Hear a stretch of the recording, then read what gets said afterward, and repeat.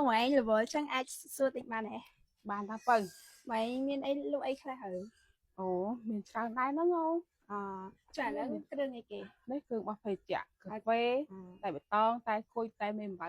ដោះគោអីហ្នឹង អូខេចុះលើថាបងមានប្រហុកហើយនឹងកាពិលក់ទេបាទ មាន ធ្វើខ្លួនឯងឬក៏ទិញមកពីគេ ធ្វើខ្លួនឯងស្នាដៃពិតពិត អូ ទៅនាម 100% ចុះត្រេងបងឯងមានមកដូចអីគេខ្លះ មានវិជាកាហ្វេដោះគោ កាហ្វេ កា ដោះ ហ្វេគ្រីមកាហ្វេគុយតែក្រូចឆ្មាតែក្រូចឆ្មាក្រហមខៀវមេអំបៅក្រូចឆ្មាមេអំបៅដោះគោមេអំបៅគុយមេអំបៅដូងក្អូប វ៉ាវ មានផាសិនដោះគោផាសិនសូដាមានផាសិនធម្មតាហើយនឹងផាសិនគ្រីម អូខេចុះអីគេឡើងថ្ងៃនេះខ្ញុំងើបើធ្វើខ្លួនឯងក្រូចស្រែ អាយ៉ាដាំខ្លួនឯងទៀត ហ្នឹងហើយដើមខ្លួនឯងធ្វើខ្លួនឯង អត់ហាងអត់អីណា អត់ល្វីងទេធានា មកឆ្ងាញ់លក់ចាប់ពីប៉ុន្មានគ្រាប់បង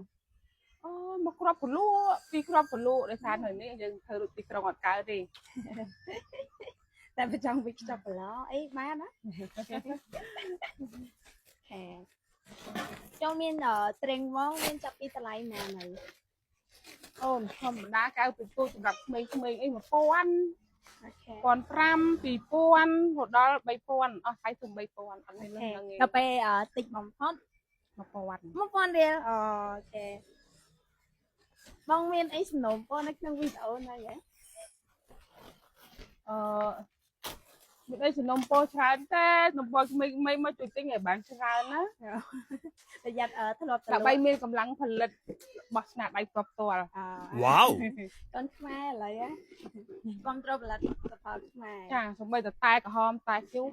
រឬក៏អីគឺយើងធ្វើរបស់ខ្មែរទាំងអស់អត់មានប្រើរបស់ថៃទេ បងទិញ brand ខ្មែរទៀត ចា ឥឡូវសុំឧទាហរណ៍លោកមកបង្ហាញមួយនេះអូ នេះ លយ ហើយក៏ដូចជានេះ នេះអត់គឺអត់ត្រឹមតែនិយាយគឺ ចានិយាយមែន ឲ្យឃើញប៉ិត វាច្រើនអត់មាននេះរបស់ថៃ ចា អ្នករករបស់ថៃគឺអត់លក់ឲ្យហើយក៏អត់ទិញមកលក់ដែរ ឡយបាតែវិញបងឈុំស្រីថ្មីមែន ចាបាតែឆុងភ្លាម ចានេះ នេះតែមេអំបៅ អូខេ ចាឆុងភ្លាមហើយនេះតែបៃតងយើងធ្វើរបស់ចិនតែក្រហមក៏ដូចគ្នាសបឺកាហ្វេយើងធ្វើរបស់ខ្មែររបស់រតនគិរី ចាមានអីបងជូនពរបងលក់ដាច់ហេងបាយបាយ អរគុណ អ្នកសុខភាពឆ្ងាញ់អរគុណ